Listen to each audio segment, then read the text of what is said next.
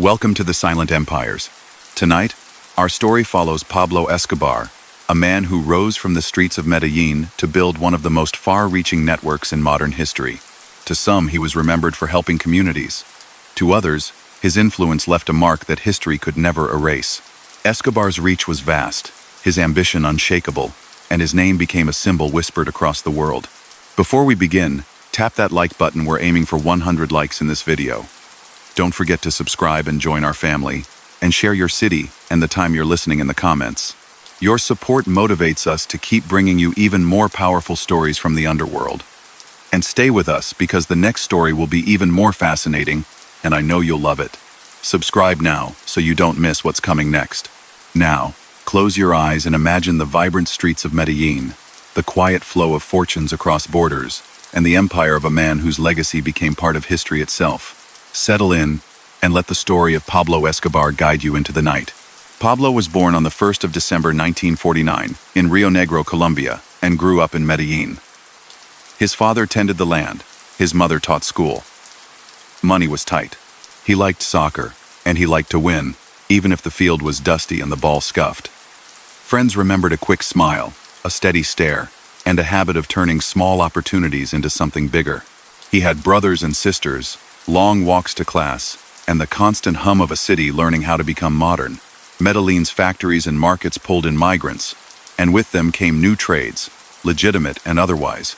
The city rewarded hustle, often without asking too many questions. As a teenager, he tested boundaries.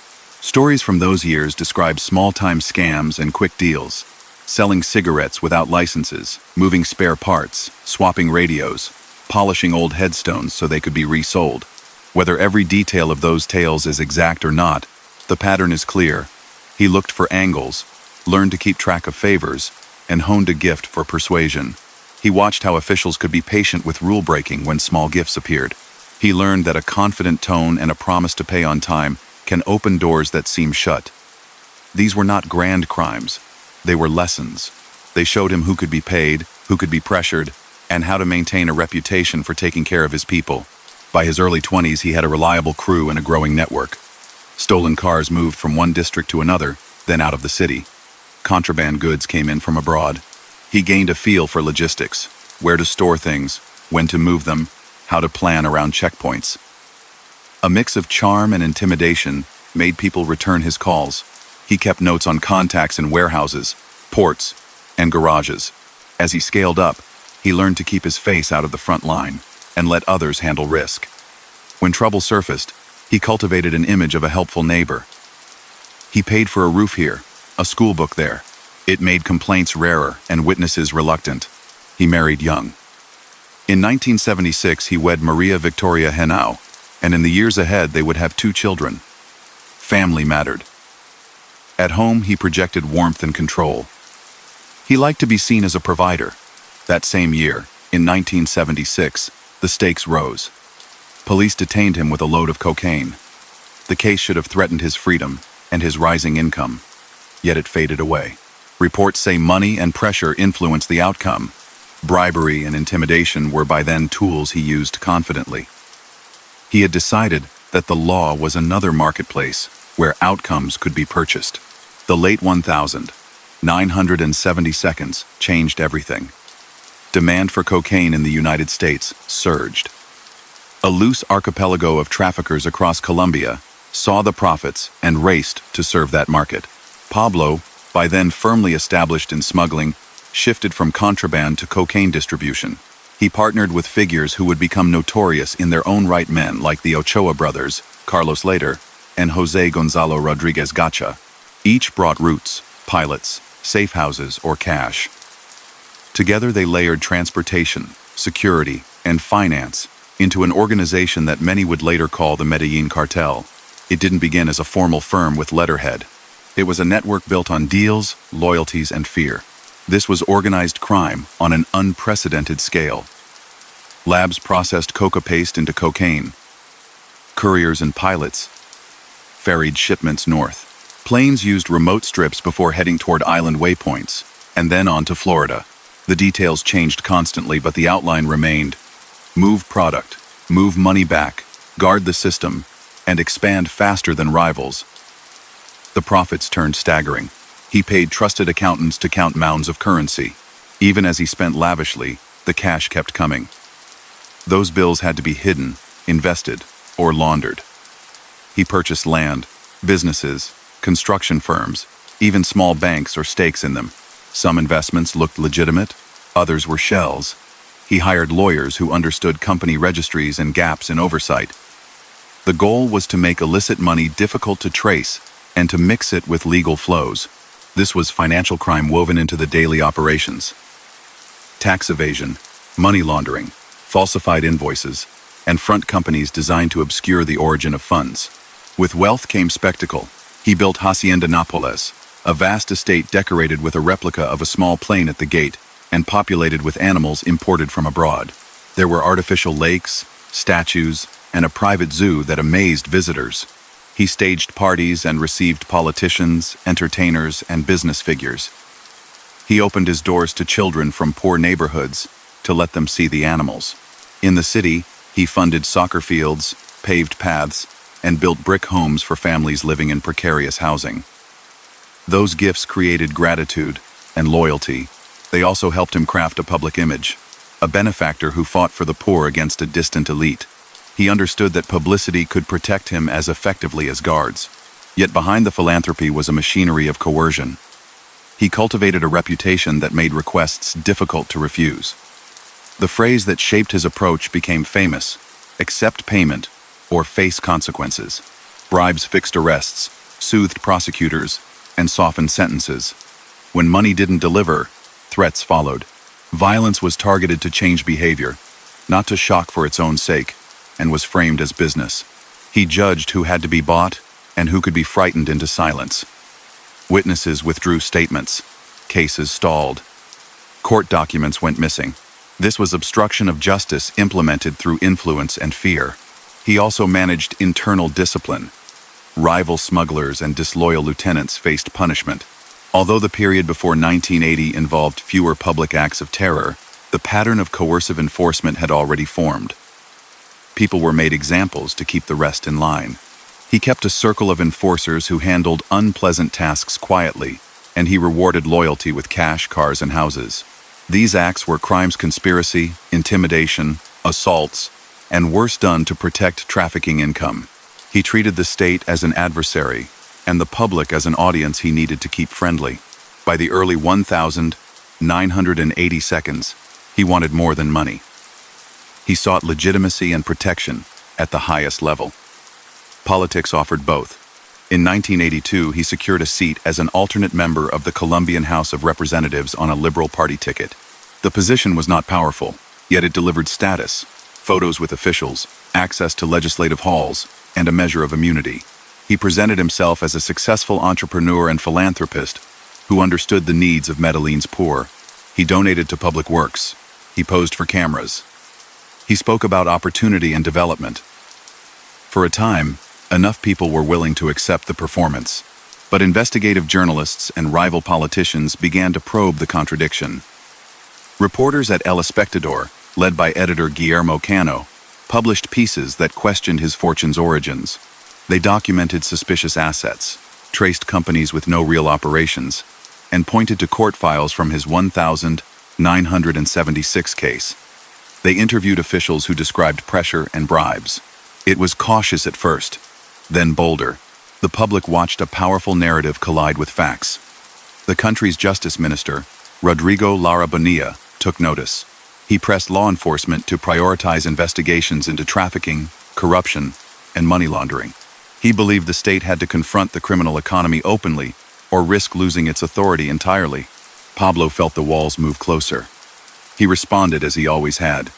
More lobbying, more gifts, more pressure. Allies encouraged friendly media coverage.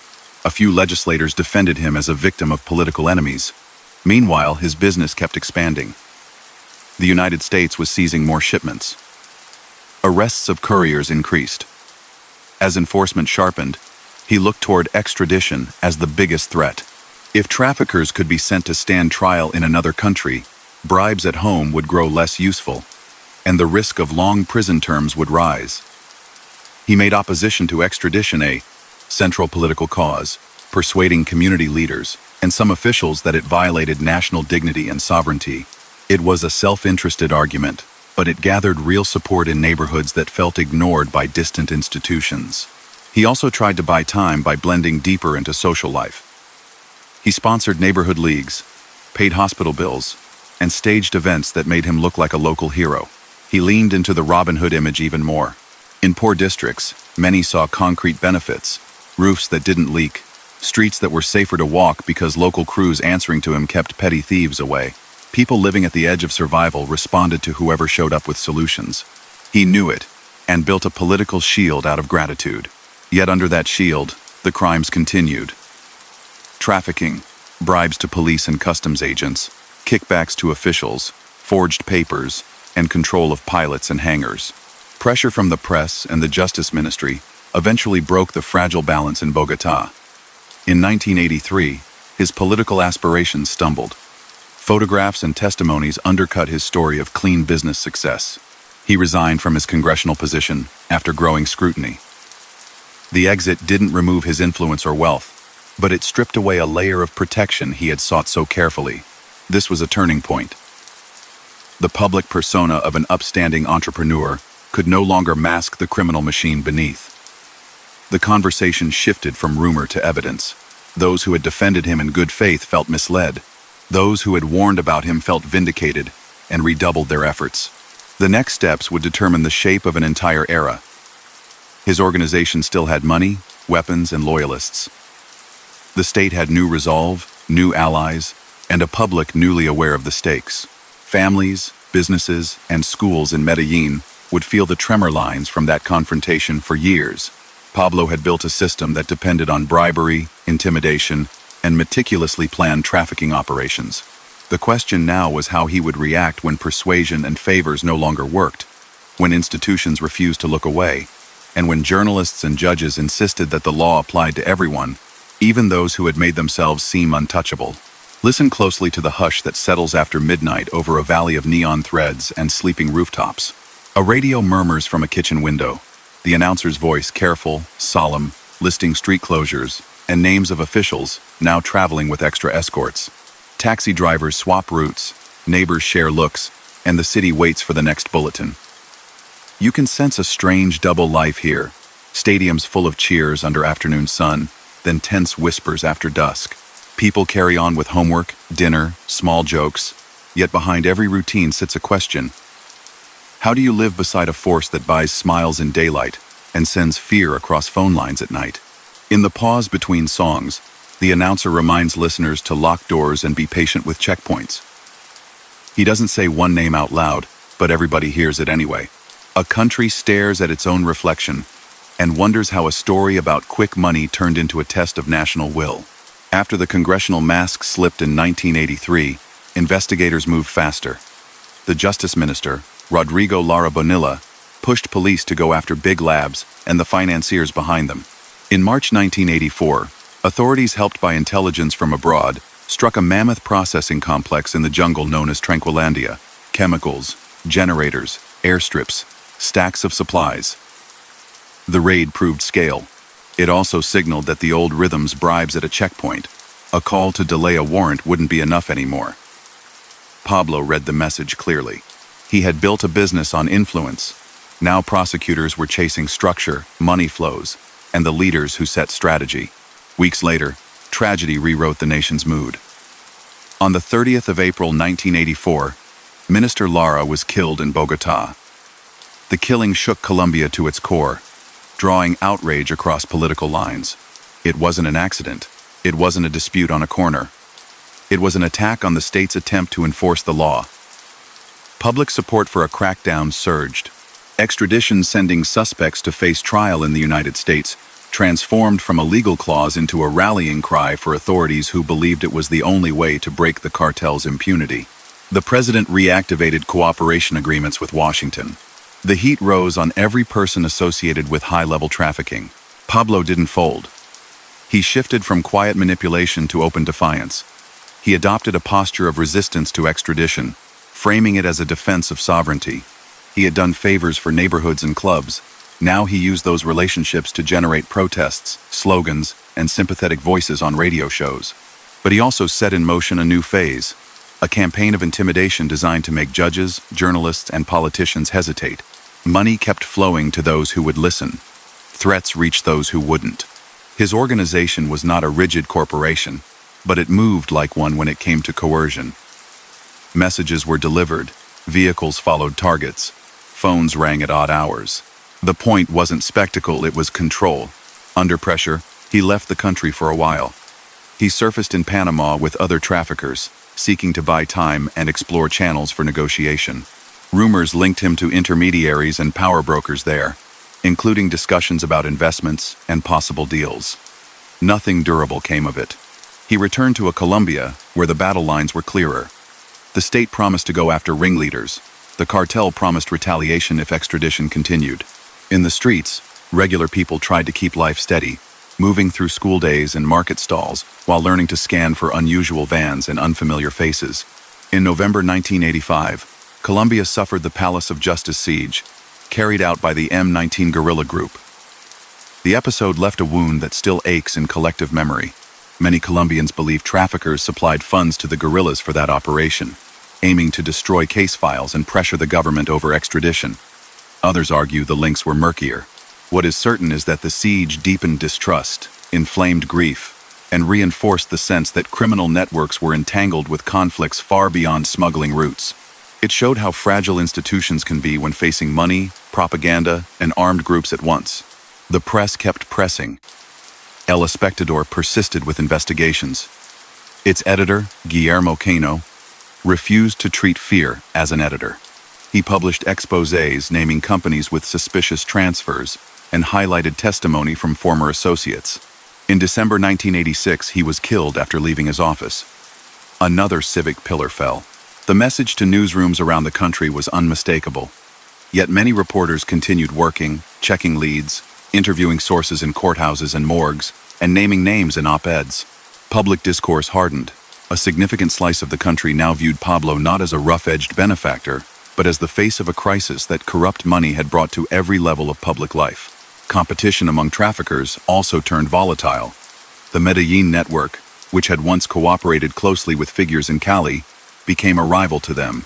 Disputes over routes, influence, and market share escalated. In early 1988, a powerful blast hit the Monaco building in Medellín, where Pablo kept a residence and offices. Authorities widely attributed the strike to the Cali group. Families nearby were hurt, structures damaged, and the feud burst into public view. Pablo took it as a personal affront and a justification to escalate his own measures. Retaliations followed, and a conflict between criminal syndicates spilled into civilian life. Residents who knew nothing about smuggling suddenly lived among the consequences of it. That same year saw kidnappings linked to the cartel's drive to block extradition. The Attorney General, Carlos Mauro Hoyos, was abducted and killed. Bogotá mayoral candidate Andrés Pastrana was snatched, then released after days, a calculated signal to the political class. Anyone could be reached, campaign season or not. Judges and their families received warnings. Business leaders found notes under their doors. Legal arguments gave way to fear in too many rooms. The government responded by creating a special police unit, the Search Block, bringing together officers determined to dismantle Pablo's organization. They rotated shifts to avoid predictability, strengthened intelligence work, and coordinated closely with U.S. agents. Corruption remained a constant risk. The unit tried to insulate itself, knowing that leaks could be fatal to operations. Pablo had always balanced two images, local benefactor and commanding boss. After 1988, the first could no longer disguise the second. He still funded housing in poor districts, delivering keys to small brick homes on terraced hillsides. He financed clinics, school supplies, and tournaments. Mothers thanked him in public. Some pastors did too. Gratitude was real, and the help mattered in neighborhoods long ignored by the state. Yet in the same city, taxis changed course to avoid checkpoints after threats against traffic police, and teenagers walking home past walls scarred by earlier explosions. People found themselves living in contradiction. Donations in daylight, dread after sundown. The most shocking year arrived in 1989. Liberal Party presidential candidate Luis Carlos Galan drew huge crowds with a platform that promised institutional reform and firm action against cartels. He spoke clearly about breaking the grip of illegal money on politics. On August 18, he was killed while stepping onto a stage in Socha. The country went quiet, then filled with sorrow and outrage. Investigations tied the plot to figures in Pablo's circle, to allies who saw Galan's rise as an existential threat to their business. The shock deepened national resolve to keep up the fight against organized crime. Months later came two acts that marked a brutal climax. In November 1989, a commercial flight, Avianca Flight 203, was destroyed by a bomb placed on board. The intended target was reportedly a prominent politician who had changed travel plans at the last moment. Everyone aboard perished. The following week, a powerful explosion devastated the headquarters of the National Intelligence Agency, the DAS, in Bogotá. These were not messages. They were mass casualty attacks, crimes that tore open families and shook the country's spirit. Public support for aggressive action against the cartel intensified beyond anything seen before. International partners increased assistance. Legal reforms advanced. A broad coalition emerged to confront the perpetrators. Through all this, Pablo tried to keep business functioning.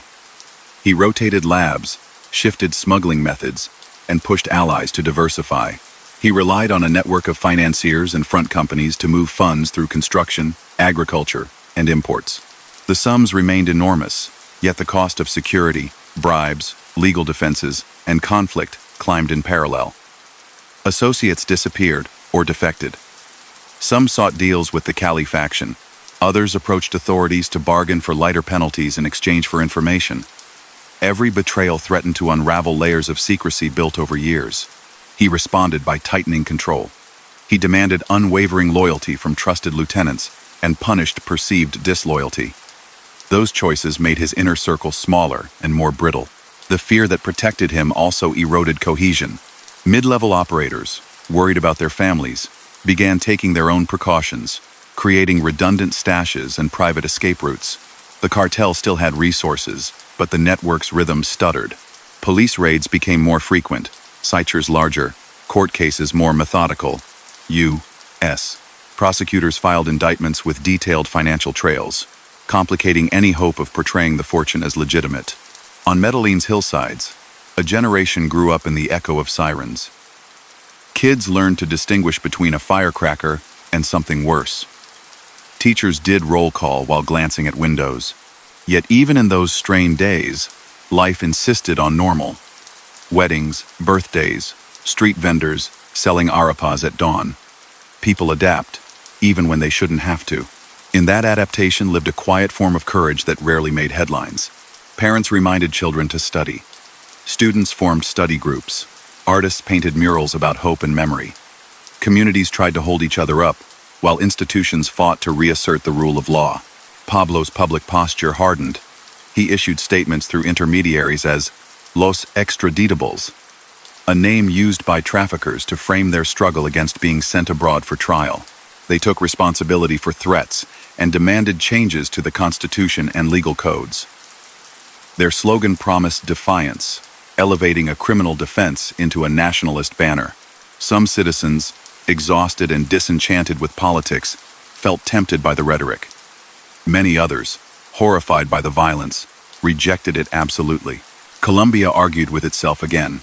Can short-term concessions stop bloodshed, or do they invite more? The debate reached living rooms and taxi queues, not just legislative halls. In private, he explored negotiations. Envoys floated proposals. Surrender in exchange for assurance of no extradition and confinement in a facility of his choosing. Reduced penalties for associates who followed him. Leniency for family members. Government officials debated risks and ethics. Could a state accept terms from a person who had orchestrated attacks on the public? Could any deal deliver genuine peace? Or would it simply allow reorganization behind fences with trusted guards? The question was not theoretical. People were dying. Families wanted the bombing era to end. Officers in the search block, who had lost colleagues, urged a finish through arrests, not bargains. Meanwhile, the rivalry with Cali sharpened. They favored a quieter style: bribes, influence, strategic patience. Medellin's approach had brought a storm onto the entire drug economy. Cali's emissaries built alliances in police stations and city halls, presenting themselves as the reasonable alternative. Their stance was self-serving, but it had an effect. As authorities spent enormous energy hunting Pablo, Cali grew stronger in some corridors. Pablo saw that too, and anger rose. He was fighting the state and a competitor at once, a strain even vast cash reserves couldn't erase. At Hacienda Nápoles, the fairy tale estate turned into a symbol of excess and denial. The animals remained. The lakes shimmered under sunlight. But the place felt bewitched by absence. Visits became rarer. Trusted caretakers looked after herds while helicopters occasionally thudded overhead. The plane at the gate, once a boast, now looked like an accusation. Wealth without peace had little charm. The cost of everything was too high. By late 1989, daily life inside his organization revolved around evasion. Multiple safe houses, decoy convoys, calls made briefly and burned, meetings scheduled with layers of separation.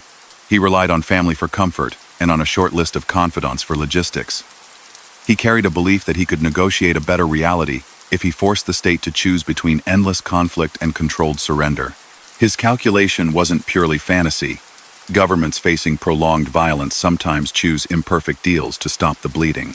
The problem for him was that the crimes had crossed too many lines, and public tolerance had collapsed. The arc of those years shows a consistent pattern. Escalation answered pressure, and each escalation produced backlash he couldn't fully predict or manage. Early on, bribes and favors bent outcomes. Later, fear replaced favors, and fear breaks down faster than it builds up. Once society's middle teachers, nurses, drivers, small shop owners felt directly threatened, sympathy drained away. The myth of a folk hero couldn't survive the weight of funerals and debris swept off sidewalks at sunrise. As a new decade opened, several forces converged. A government ready to experiment with legal reforms. A policing apparatus learning from mistakes. Foreign partners deepening cooperation, and an exhausted population desperate for relief. Pablo still had money, safe houses, loyal shooters, and lawyers who could delay cases. Yet he also faced a narrowing set of options. The path forward would involve a gamble that mixed legal maneuver, public relations, and raw bargaining. He would attempt to trade a version of surrender for guarantees he prized more than any mansion or estate, protection from extradition, and a measure of control over his day-to-day confinement. Whether a state could accept such terms without losing its soul became the next question Colombia had to answer. The new decade broke like a muted dawn over the valley, pale light sliding across rooftops that had learned to keep secrets. People still woke at the same hour, opened shops, walked to class, and cooked breakfast while the radio tracked official statements. The city carried a quiet hope that negotiations might outpace alarms. Parents spoke softly over coffee so children wouldn't hear every rumor. Taxi drivers compared notes about checkpoints and safe routes. Business owners checked shutters, then recited a small prayer before turning keys. Somewhere above, in the folds of the hills, phones rang in rooms where decisions would bend lives far from those tables. It felt like standing on a narrow bridge, with wind rising from both sides. With the election of a new president in 1990, the national conversation shifted. Cesar Gaviria, thrust into prominence after tragedy, brought a reform message and a plan to rebuild institutions hollowed by bribery and fear. He promised modernization, a constituent assembly to rewrite rules, and a strategy to reduce the influence of illegally funded networks. The government hardened its stance against trafficking while quietly exploring channels to reduce bloodshed. Across Medellín, people wanted fewer funerals, fewer sirens, fewer late-night bulletins. The state wanted leverage. Pablo wanted guarantees. Between those goals lay a risky path shaped by headlines and backroom whispers. The traffickers grouped under a label meant to stiffen their resolve: Los Extraditables. They released statements arguing that extradition violated national dignity and that trials should occur in Colombia. It was a legal argument wrapped in intimidation. They backed words with kidnappings designed to squeeze influential families in newsrooms. Francisco Santos, a journalist from El Tiempo, was abducted in 1990 and held for months. Diana Turbay, a respected journalist, was taken with colleagues. She lost her life during a botched rescue attempt in early 1991. Maruja Pachon, connected to a prominent political family, was abducted late in 1990 and released the next year. These crimes were planned to force the government's hand, to turn policy debates into personal nightmares for leaders and editors. Each abduction deepened anxiety that already pulsed through daily life. News desks set up hotlines and kept reporters moving in pairs. Families learned to coordinate travel and to share locations with trusted friends. Priests and community organizers mediated where they could, carrying requests and conditions between captors and officials. The story of those months would later be told in detail by writers who traced phone calls, negotiations, and the human toll. It remains a record of a nation trying to endure under psychological siege. For many citizens, the message was unmistakable. Organized crime was not a distant threat. It sat in the passenger seat of public life, fingering the radio dial.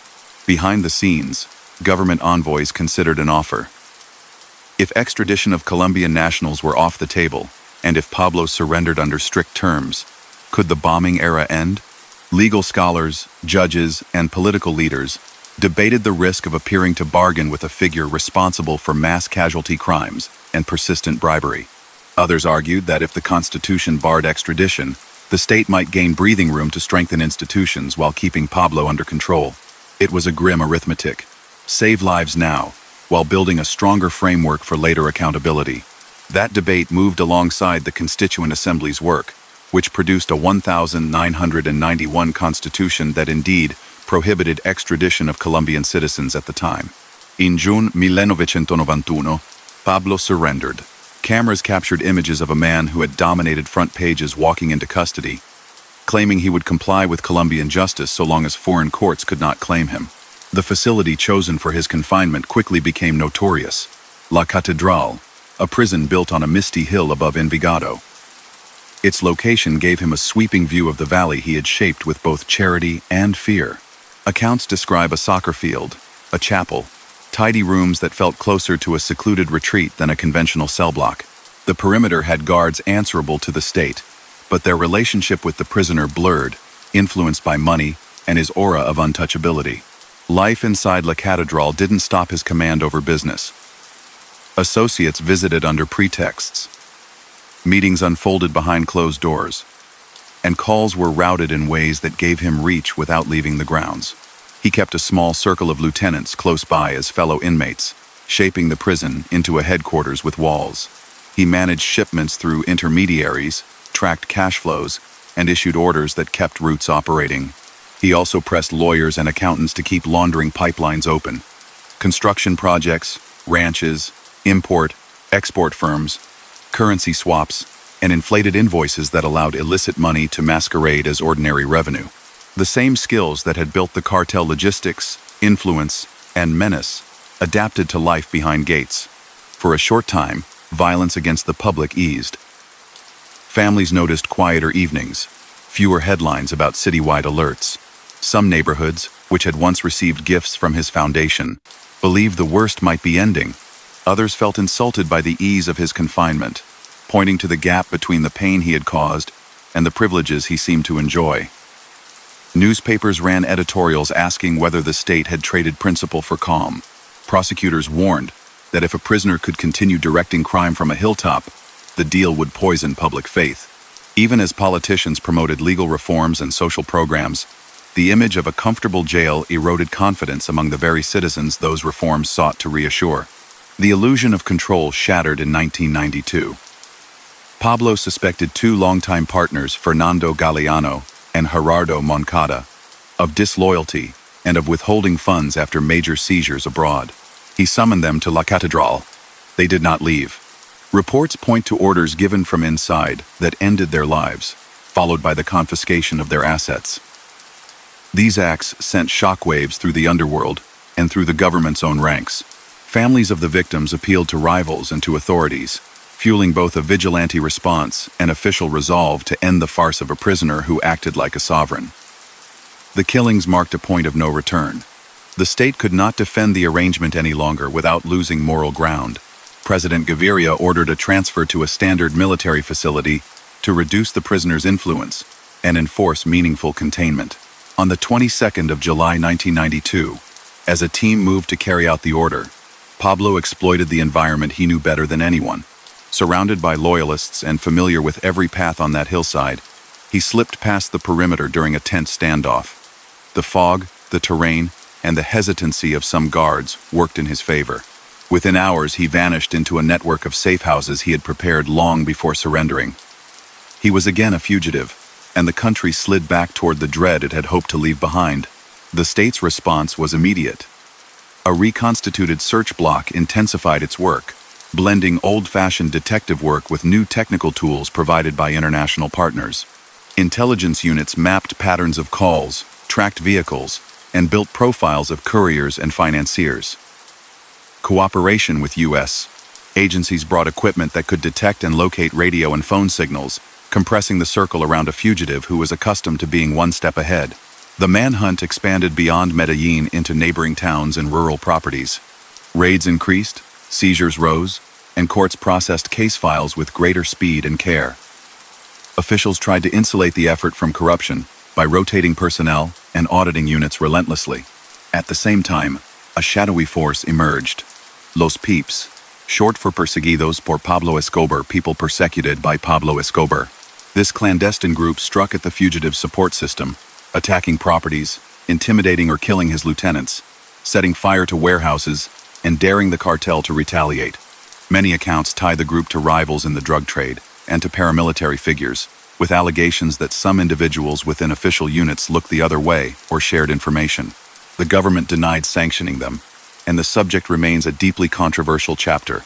What is clear is that their campaign added another layer of fear to a country already exhausted, and it accelerated the collapse of the Medellín network by making association with Pablo feel like a death sentence. Under that dual-pressure state pursuit and vigilante strikes, his organization cracked.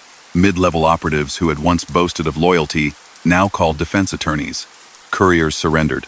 Accountants traded spreadsheets for leniency, and warehouse managers pointed to hidden garages in exchange for protection. Rivals in Cali used the moment to nibble at routes and contacts, promising a quieter alternative to business partners tired of turbulence. Pablo condemned defections, vowed retribution, and demanded that the remaining loyalists tighten circles even further. The smaller the circle grew, however, the more brittle it became, forcing him to rely on fewer safe houses, fewer drivers, fewer fixers, and heightening the risk every time he made a call or stepped outside. He still moved money. Legal fronts continued to buy and sell goods, to import machinery, to build apartments whose rents washed stained income into apparent normalcy. Notaries and registries processed transfers under names that obscured true owners. Shell companies shuffled funds through Panama and other hubs known for secrecy. Bribes reached officials who could alter records or delay audits. Yet each operation faced greater scrutiny. Investigators learned to track patterns in paperwork: repeated surnames, repeated addresses, repeated guarantors. Banks tightened compliance as foreign regulators demanded answers.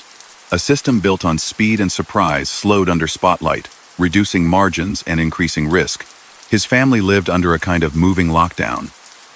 Homes were abandoned in hours, belongings left behind as decoys, holidays skipped. Children changed schools and cities. Bodyguards slept little and argued over routes. Trusted drivers swapped cars mid-journey and avoided predictable routines. Even comforts like favorite restaurants disappeared from the rotation, replaced by quick meals in guarded rooms. In calm moments, he joked with kids and promised that a deal would return. In tense moments, he scolded subordinates for missed signals or for letting reporters get too close. The strain etched into every choice, for him and for those who remained by his side. Medellín itself tried to breathe. Businesses reopened. Artists painted new murals. Teachers encouraged students to focus on exams despite the thrum of helicopters. Soccer games still filled Sundays with chants that echoed down the hills. But the city never forgot that an unseen dice game continued in backrooms. One roll could end a street's peace for weeks. Community leaders organized forums, churches opened counseling groups, and victims' families formed associations to push for accountability. Civic courage became its own kind of law, insisting that the future not be written by fear alone. Meanwhile, the debate over extradition smoldered. The constitutional change had removed that threat for Colombian nationals at the time, a fact that had made surrender possible. Critics argued that the ban had served the interests of a few, at the cost of national credibility. Supporters said the state needed time to strengthen its own courts and prisons. As files piled up against top figures and cooperation with foreign prosecutors deepened, the political calculus began to shift again. Colombians wanted justice they could see and trust, whether delivered at home or abroad. That demand would shape reforms in the years to come. By late 1992, the myth of Pablo's invincibility had cracked, even among people who once spoke of him with a mix of awe and gratitude. They had watched neighborhoods transformed by his donations, but they also saw how relatives of judges and reporters learned to scan sidewalks before stepping outside. They saw careers ruined by coerced favors. They saw public works delayed as funds were redirected to security. Whatever idea of a folk hero had survived the late 1980 seconds could not survive the reality of a man who ran a luxury prison and then slipped out to restart a war. Night after night, the hills glittered with windows like scattered stars. Somewhere behind one pane, a man they could not catch yet counted every ring of the phone, every radio burst, every distant siren. He changed address again, practiced silence, and waited for a negotiating channel that might never reopen. Below, investigators combed records and compared footprints across hundreds of reports. Vigilantes drew their own maps, marking the homes of lawyers and accountants who had grown rich by proximity. Regular citizens measured hope in small increments: a week without an explosion, a morning without roadblocks, a month when school stayed open. That is how the city lived through the months after the escape from La Catedral.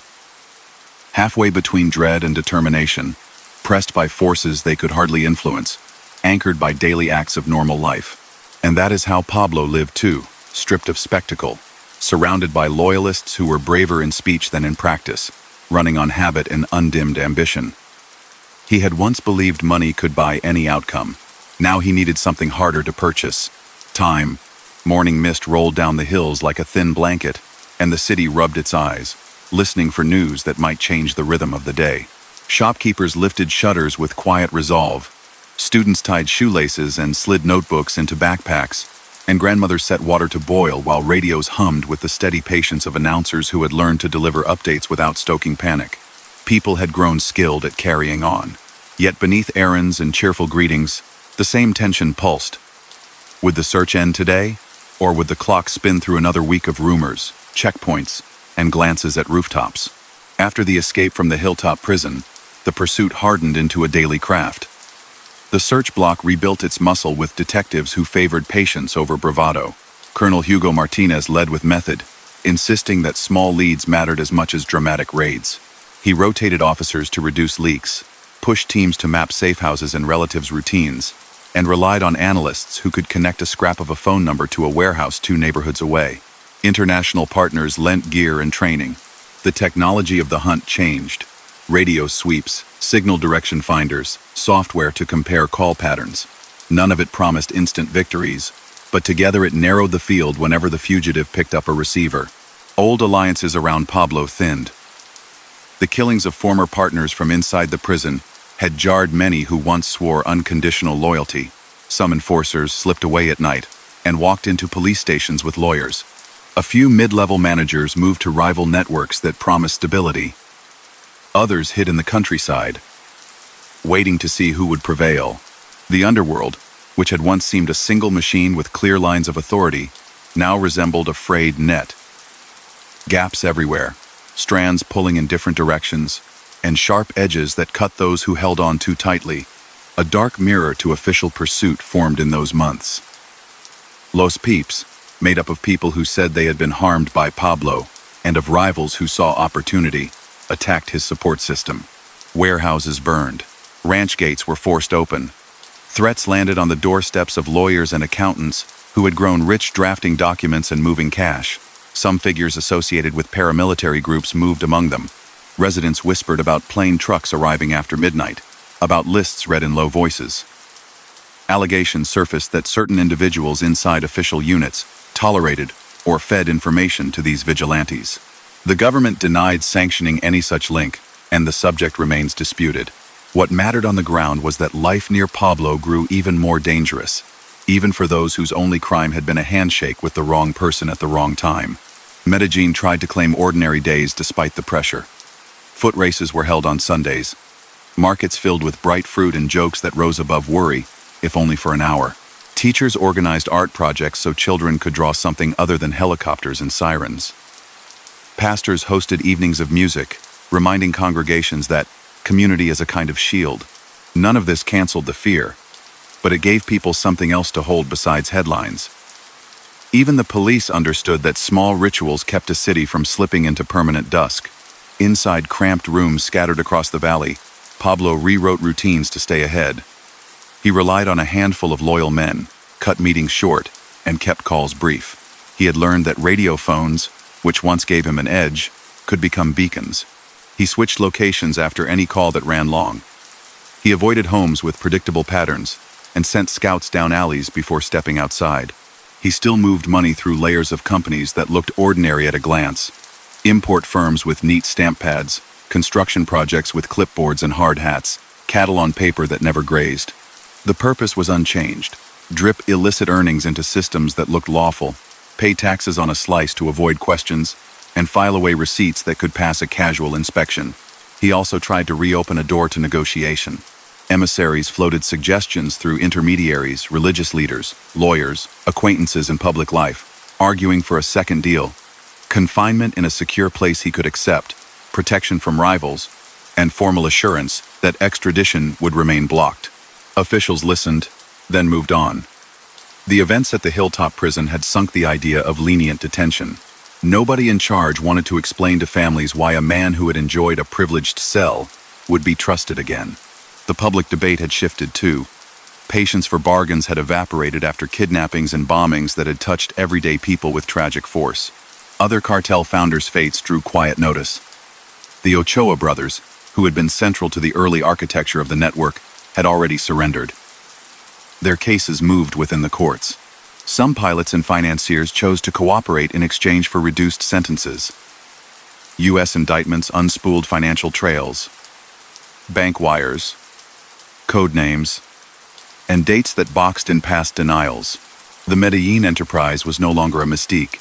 It was a stack of files with account numbers and notarized signatures, a bureaucratic portrait of a criminal empire. Pablo's family felt the squeeze most of all. In mid-1993, his wife and children tried to leave the country, seeking asylum abroad. Foreign governments declined, wary of importing the conflict and of the security risks such a move might bring. The family ended up under tight Colombian protection, relocated between safe places and held apart from the networks that had once cocooned them. He worried constantly about them. The calls he made to check on their status were short, yet even brief conversations carried risk. The very love that made him dial also gave the pursuers a thread to follow. Sporadic attacks still shook the city. Car bombs and targeted blasts, attributed to factions within his orbit, reminded everyone that the fugitive retained reach. The state hardened critical sites, added concrete barriers, and trained bomb squads to read suspicious parking patterns. Security briefings became part of office routines. Each event reinforced the government's stance. The hunt had to end with arrest, not a handshake. Officers carried the names of fallen colleagues in their pockets. Citizens carried the memory of mornings, ruined by smoke and closed streets. Summer slipped into autumn with the search tightening. The signals team, learning from each attempt, refined their sweeps. They mapped which hills amplified which frequencies and took note of times when calls tended to occur.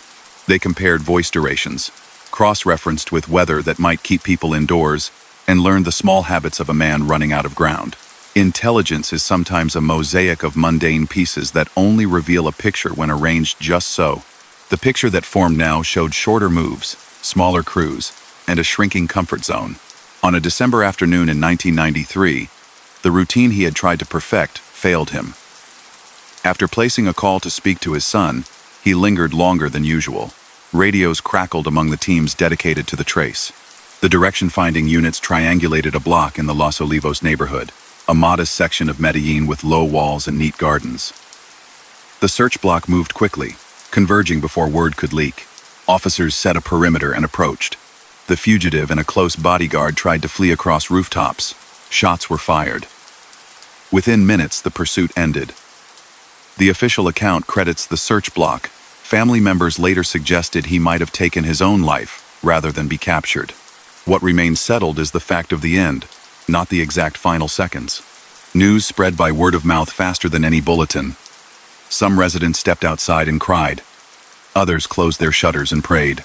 Many felt relief tinged with fatigue, the kind that comes after years of alarms.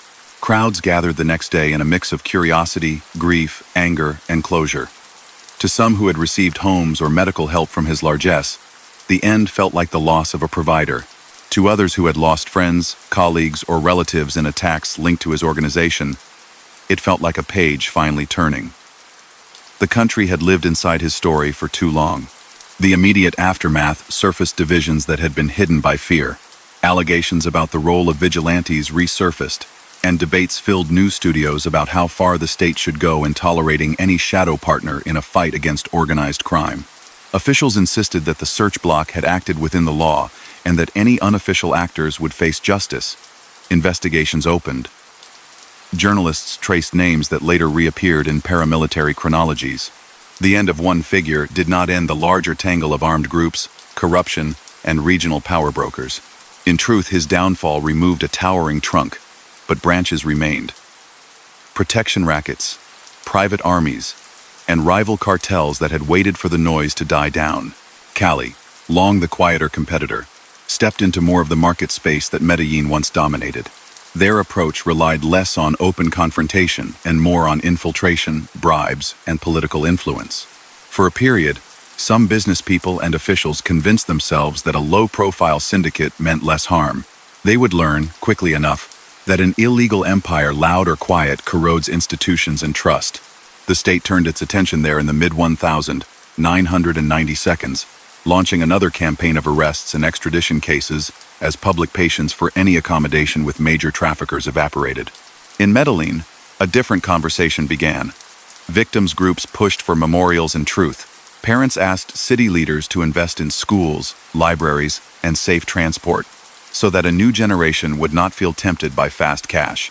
Planners sketched cable cars to connect hillside settlements to jobs and classrooms in the valley below, a literal and symbolic bridge. Artists painted walls with scenes of resilience rather than fear. Universities hosted forums about the economics of illegal markets, about how poverty and weak governance leave doors ajar for criminal networks that promise quick fixes. These civic acts mattered. They helped pull public life back toward shared rules and away from private arrangements enforced by intimidation. Hacienda Nápoles, once the emblem of excess, entered a slow transformation.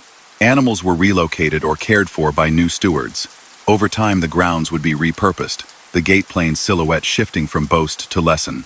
The story of that estate became a shorthand for a period when wealth soared without accountability, and for a society's decision to rewrite that bargain.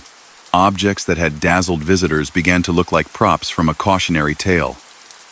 You can buy statues and lakes, but you cannot purchase peace. As prosecutors sorted cases, a record of crimes came into sharper focus.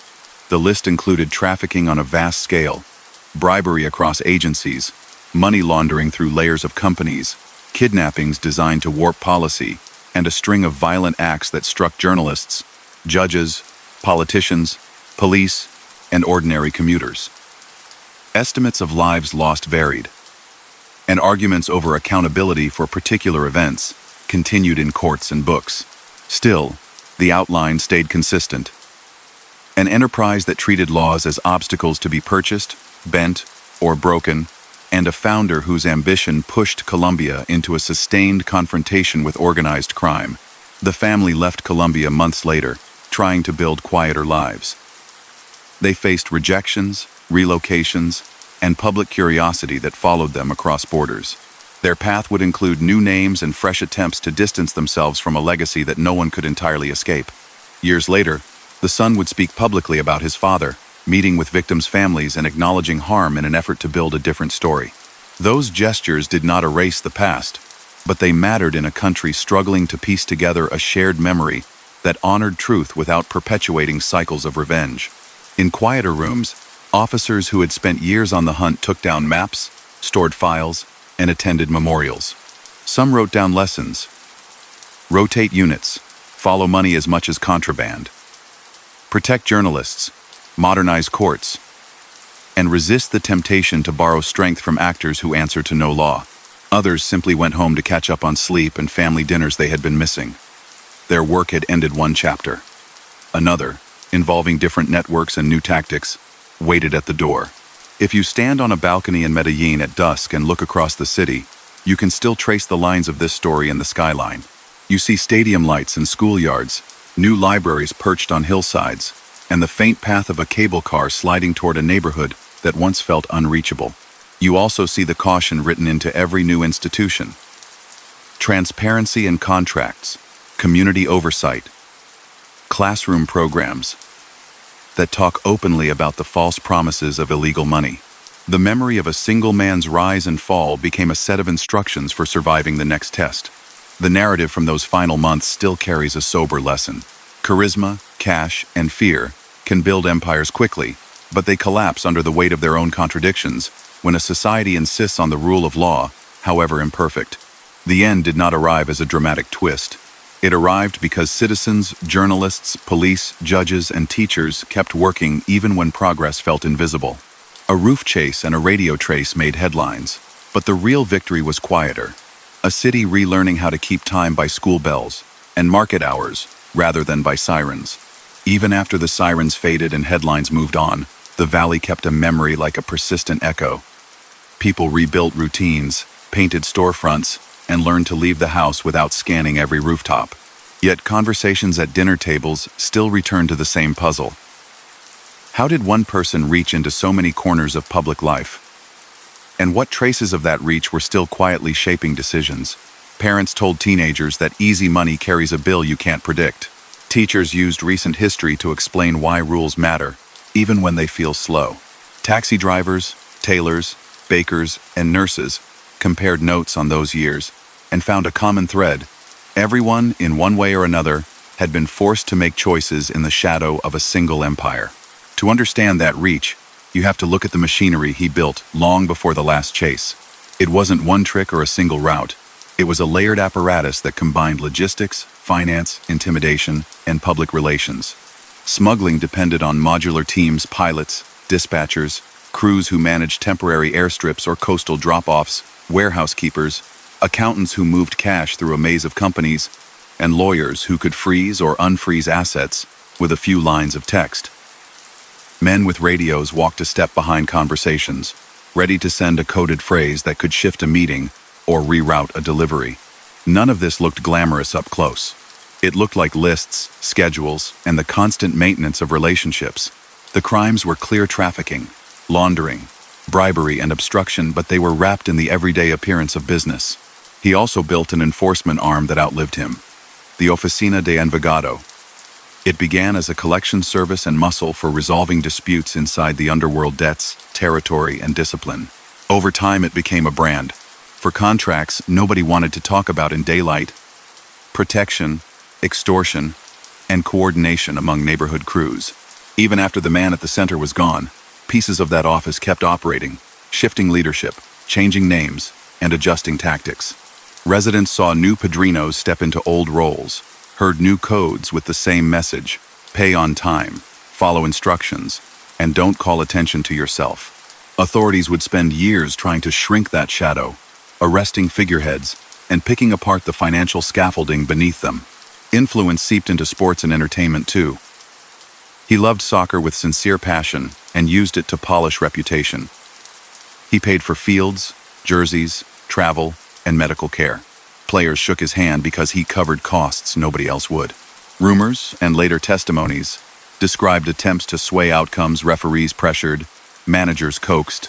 Even a tragic night in 1989 when referee Alvaro Ortega was killed after a domestic league match, an act investigators linked to men in his orbit.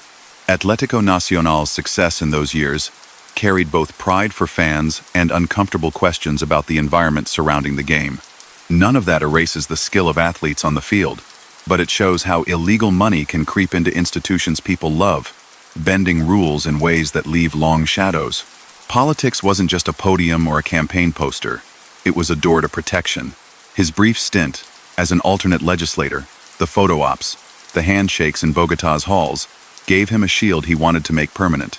Donations flowed to local projects, hospital wings, and community centers, each ribbon cutting a reminder of how far money can carry a story about generosity.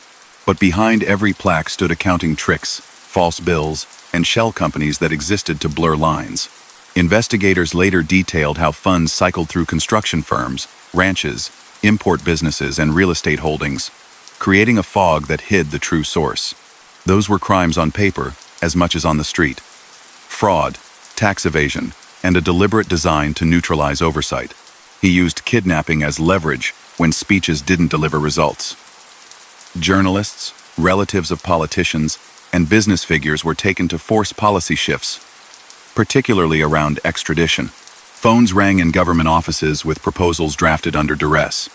Soften the rules, change a clause, make a promise. Families suffered while the country argued about principles and pragmatism. The pain from those abductions didn't end with releases or funerals.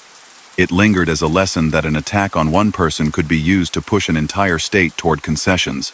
Later laws would name kidnapping as a crime that disqualifies combatants from lenient deals, a direct response to that era's tactics.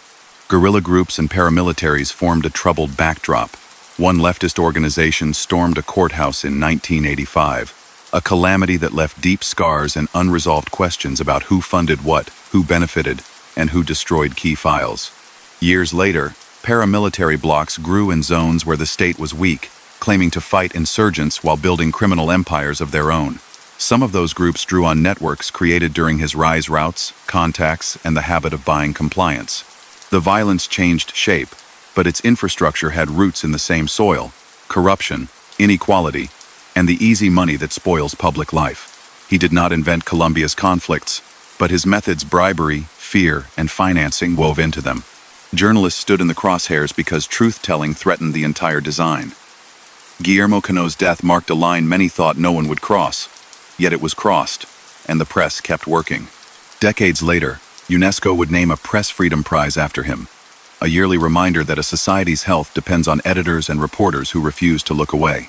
Court files, once vulnerable to theft or fire, began to be duplicated and stored in multiple places. Judges received escorts, and witness protection imperfect as it grew more structured. These were reforms born of necessity, designed to make it harder for anyone to erase evidence with a phone call or a can of gasoline. Even in culture, the story left fingerprints. Films, books, and series multiplied, turning scenes from the 80s and early 90s into global entertainment. Families of victims asked creators to avoid glamorizing a person responsible for so much harm.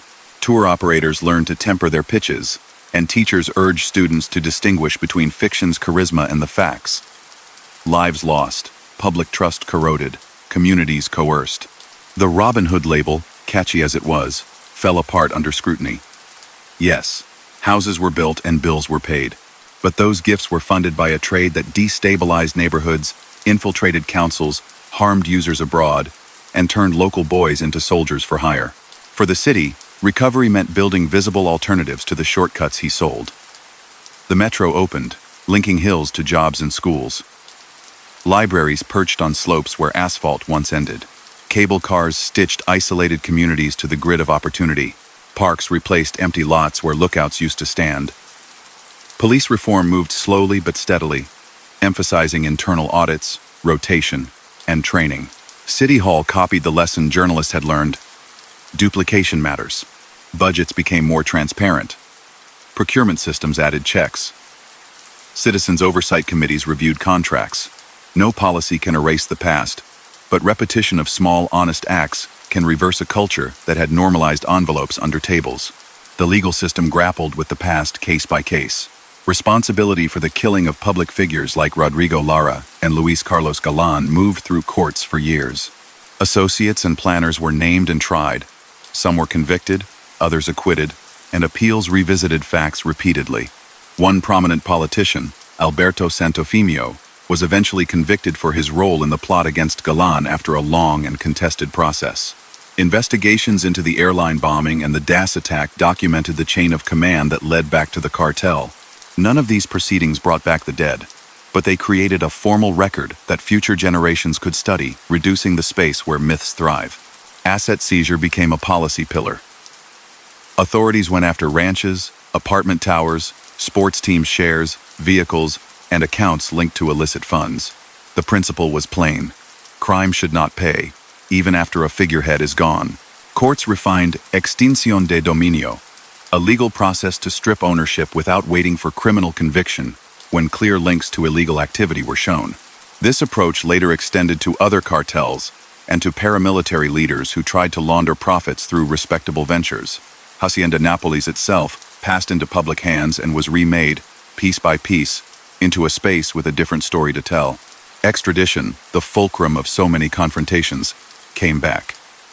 The 1991 Constitution had blocked sending Colombian citizens abroad. By the late 90s, public opinion and political leadership shifted. Legal changes restored extradition for crimes committed after specific dates, and soon high-profile suspects were put on planes to face trials elsewhere.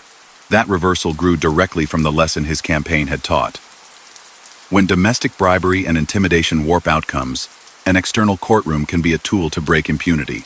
It was not a cure-all, but it changed calculations for anyone considering a career that relied on buying time with judges and threats. Cali's ascendancy after 1993 proved brief. The Rodriguez-Orihuela brothers were captured in 1995, their network mapped in ledgers and phone logs rather than in explosions. Their quiet style fooled some into thinking the harm would be lighter. The ledger told a different story. Money buys influence whether it arrives with a siren or a whisper. The state applied lessons learned during the Medellín campaign: follow the cash, protect investigators, neutralize front companies, and began to pry loose the screws holding that machine together. New players emerged later, scattered across regions, more decentralized, more flexible. But they faced a public and a set of institutions hardened by years of trial. His family carried a burden that fame can't soften. After the funeral and a discreet departure, they sought anonymity abroad. In Argentina, they lived under new names, his son as Sebastián Marroquín, his widow adjusting to a life measured in careful steps. Local authorities arrested mother and son in 1999 on suspicion related to old finances. They were released after months, when prosecutors couldn't sustain the charges. Years later, Sebastián wrote about the cost of his father's choices, met with victims' relatives, and used public talks to discourage young people from believing in quick wealth. Those gestures didn't end debate or erase pain, but they tried to break a pattern, a cycle of imitation fed by legend. Victims organized. Families of journalists, judges, police, and ordinary citizens built foundations, scholarships, and commemorations. They asked for names to be spoken as more than statistics. Memorial walls went up, school plaques carried stories that made students pause on their way to class. In Medellín, the Museo Casa de la Memoria opened exhibits that avoid spectacle and focus on testimony. Photographs of everyday life interrupted, audio of neighbors recalling how they got through curfews, and documentation that turns rumor into record. It is not an easy building to walk through, but it is a necessary one. If you examine the full list of crimes attributed to him and his organization, the scope is stark, even without gruesome detail. Large-scale trafficking, built on laboratories and smuggling corridors. Money laundering laundered through business fronts, falsified documents, and manipulated bank transfers. Bribery and corruption. Directed at police, customs, judges, and legislators. Kidnappings employed as political instruments. A campaign of intimidation and attacks against journalists and officials. Bombings that hit public spaces, transport, and government buildings, causing mass casualties and fear. Creation and management of armed enforcement units responsible for targeted killings and extortion. Obliteration of evidence through theft, fire, and threats. Every item on that list corrodes the idea that rules apply to everyone. Every item demands, in response, a culture that insists on the opposite.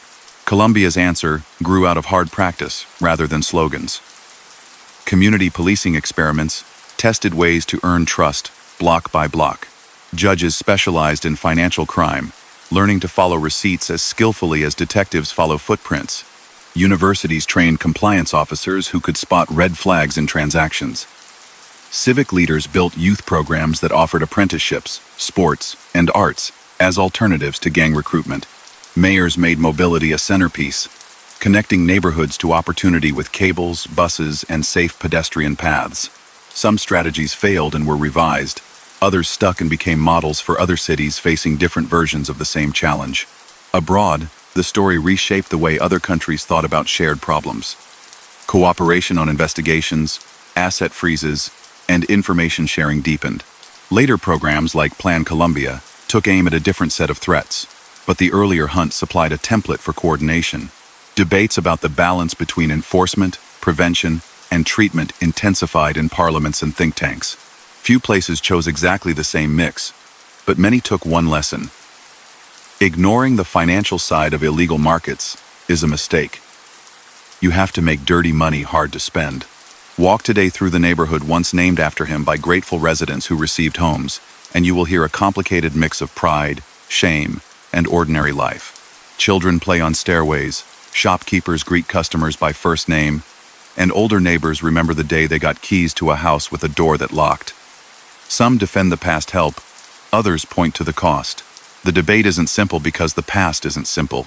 It contains both a memory of a benefactor who showed up when institutions didn't, and the undeniable truth that those gifts were paid for by a system that hurt many more people than it helped. In the end, the scale of his story makes people reach for big words. But the real counterweight to a man who tried to bend a country was small, stubborn acts. A reporter filing one more column, a judge refusing a bribe, a teacher opening the school on a gray morning, a shopkeeper paying taxes even when neighbors didn't, an officer returning a wallet found during a search. Those acts tilt the culture back toward normal. They don't make noise, and they don't make fame, but they add up to something strong enough to outlast a legend built on fear. If there is a last image to hold from this chapter, let it be a city at twilight, lights winking on in tens of thousands of windows, each one a family deciding what tomorrow should look like. The man whose name once filled newscasts is gone. What remains are the choices those families make, the institutions they demand, and the care they show each other when shortcuts beckon. That quiet, daily insistence on doing things the right way is the most durable answer to everything he represented. Night folds over the valley like a soft shawl, and for a minute the city sounds like steady breathing. You can hear the rattle of a distant bus, a radio playing a love song, a dog's collar chiming against a gate. If you stayed very still and listened harder, you might catch a second rhythm beneath that calm, the layers of a story built across borders and years, made of favors exchanged in whispers, money slipping through ledgers, and choices that felt small until they weren't. People who lived through it say the secret wasn't one big trick. It was 1,000 ordinary motions arranged with relentless focus. This chapter walks you through those motions so the legend shrinks to human scale and the harm stands where everyone can see it. Long before his name dominated front pages, routes were being stitched from jungle clearings to coastlines and onward to foreign airstrips. Partners brought talent as varied as the cargo. Pilots who could thread clouds at low altitude. Mechanics who tuned engines by ear. Dispatchers who memorized tides. And organizers who kept papers tidy enough to pass office glances. Bahamas waypoints mattered for a time. Islands like Norman's Cay turned into rest stops and fuel stations when Carlos later made that place a hub. From there, flights slipped toward Florida or offloaded to fast boats. The routes were flexible by design: shift a landing strip, change a pilot, swap a code word, and the network absorbed hits by rerouting traffic faster than authorities could adapt. Money traveled differently. In Miami, currency houses and exchange storefronts welcomed stacks that didn't ask questions out loud. Operation Greenback, a U.S. effort launched in 1980, began to put heat on that pipeline, but money seeks the path of least resistance. Panama's banks, with helpful secrecy at the time, soaked up deposits. Front companies bought and sold goods at juggled prices, turning illegal revenue into invoices that looked boring. The black market peso exchange took shape. Colombian importers hungry for dollars bought them at a discount from brokers who were laundering drug cash. Suppliers got paid, merchandise entered legally, and profits returned home disguised as commerce. On paper, it read like trade. In substance, it was a laundering machine, a crime carried out with stamps, receipts, and polite phone calls. He learned early that enforcement arms had to be as nimble as couriers. When guerrillas kidnapped Martha Nieves Ochoa in 1981, major traffickers, including his circle, funded a vigilante coalition known as Más Muerte a Secuestradores. Their declared goal sounded simple: punish kidnappers. In practice, mass unleashed waves of illegal detentions, threats, and killings that spread fear well beyond any single case. The message to insurgents landed, but so did a darker message to the country. Wealthy criminals would raise their own armies when it suited them. That precedent fed later paramilitary structures that mixed counterinsurgency rhetoric with open criminality, and it taught a generation that private force could bend public life. Within Medellín, another enforcement layer formed: Los Priscos, a family-based crew aligned for years with his interests. They acted as troubleshooters and intimidators, and were linked by investigators to attacks on critics and officials during the mid-1980 seconds. One target after another found their names on lists that nobody admitted writing. Reporters who published exposés received threats. Some were killed. Offices of El Espectador suffered bombings. Politicians who spoke bluntly about cartel money discovered that neutrality wasn't an option. This wasn't random brutality. It was a strategy to raise the cost of telling the truth, to make institutions blink first. The city's street level told another part of the story. Young men from hard neighborhoods were recruited into a sicario culture that glamorized quick pay and swagger. Motorbikes made escape easy. Whispers promised respect that regular jobs rarely delivered. The work wasn't glamorous up close. Long hours waiting, coded pagers, debt to handlers, and constant risk. Most didn't last long. Families mourned boys who had never held steady employment.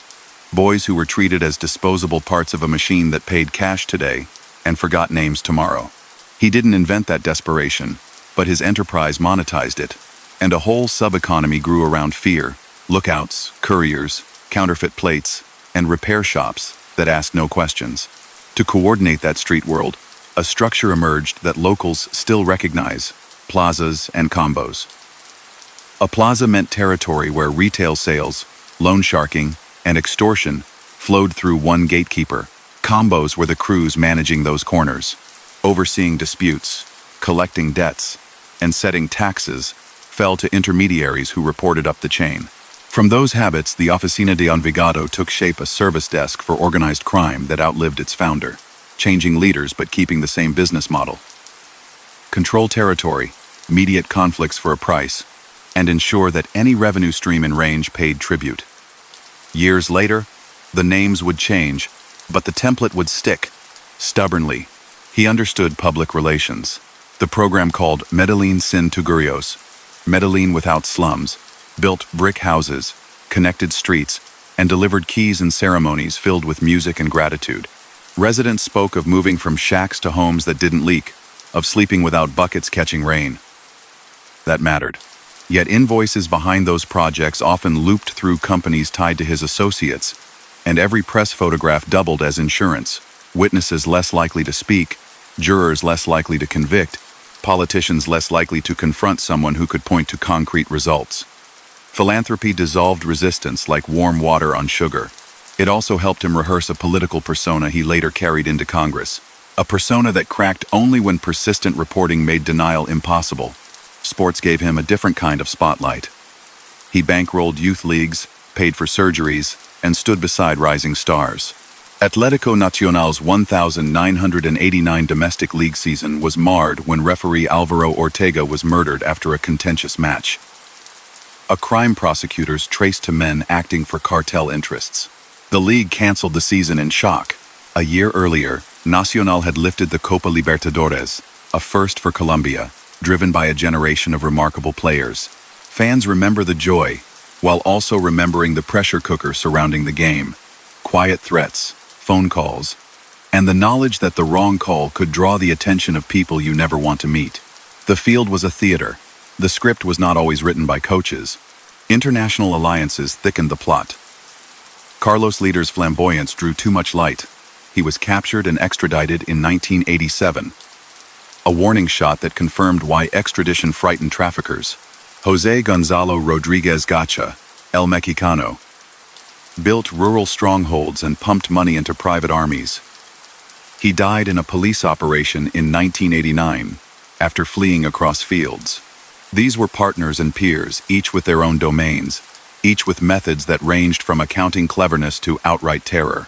When one fell, routes rerouted, accountants updated ledgers, and alliances bent without breaking. For a while, redundancy masked fragility. Across the water, the story touched a pilot named Barry Seal. Once a skilled smuggler, he cooperated with U.S. authorities and testified.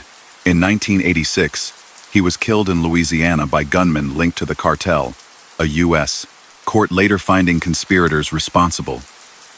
That killing signaled a willingness to act beyond borders when the organization felt threatened.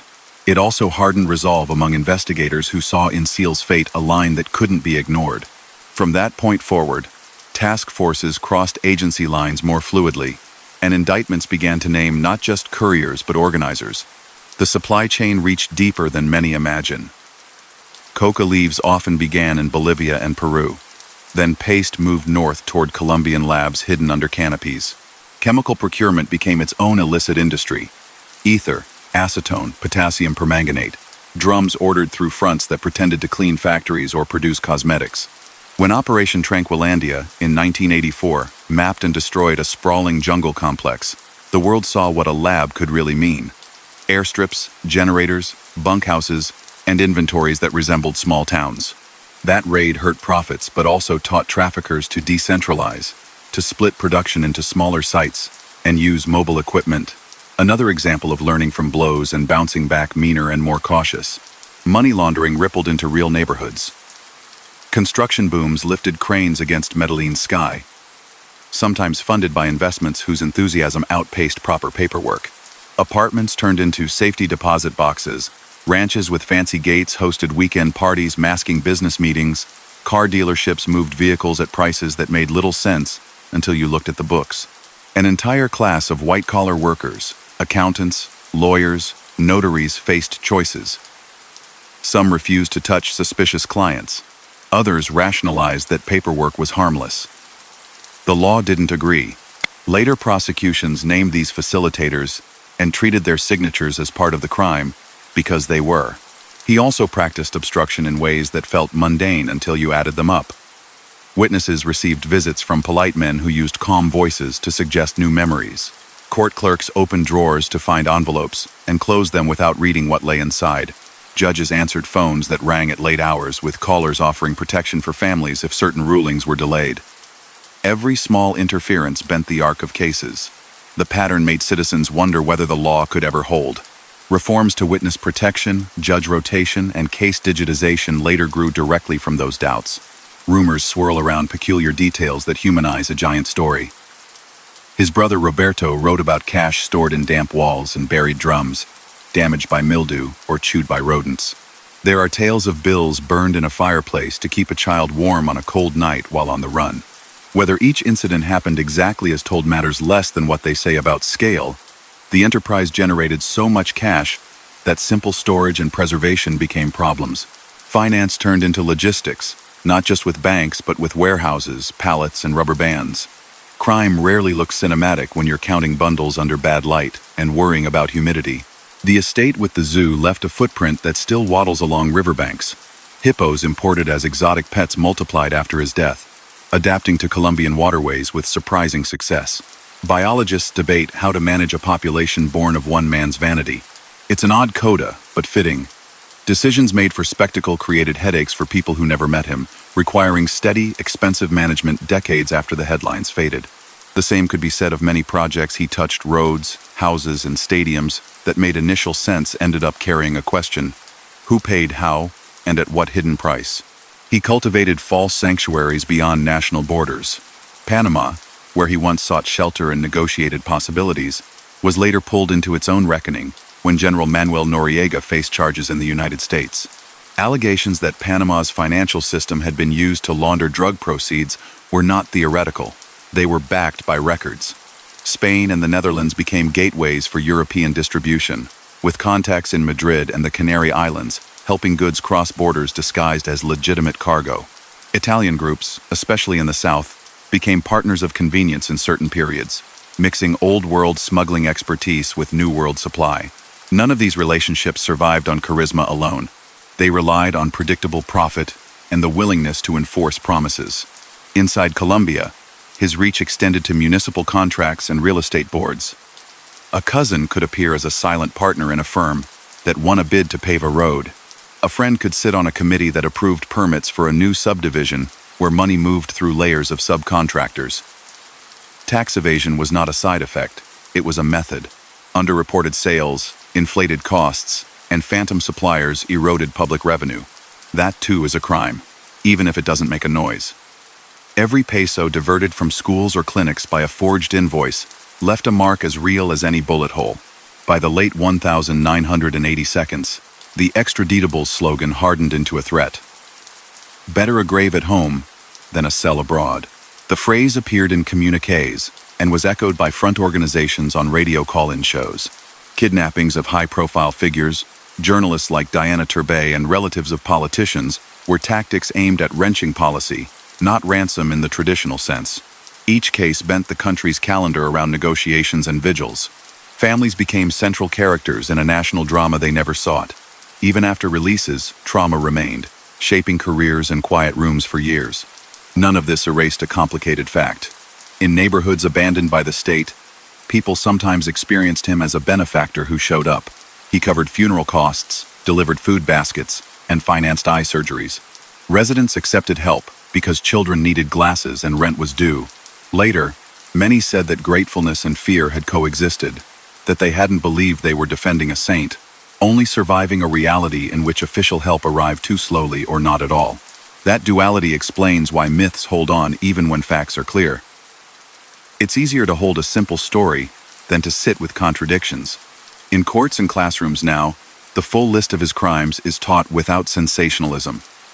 Large-scale drug trafficking, money laundering through shell companies and trade, bribery of police, judges, and lawmakers, tax evasion, obstruction of justice, formation and funding of private enforcement groups, terror attacks against public targets, kidnappings as political leverage, and orchestrated killings of journalists, officials, and rivals.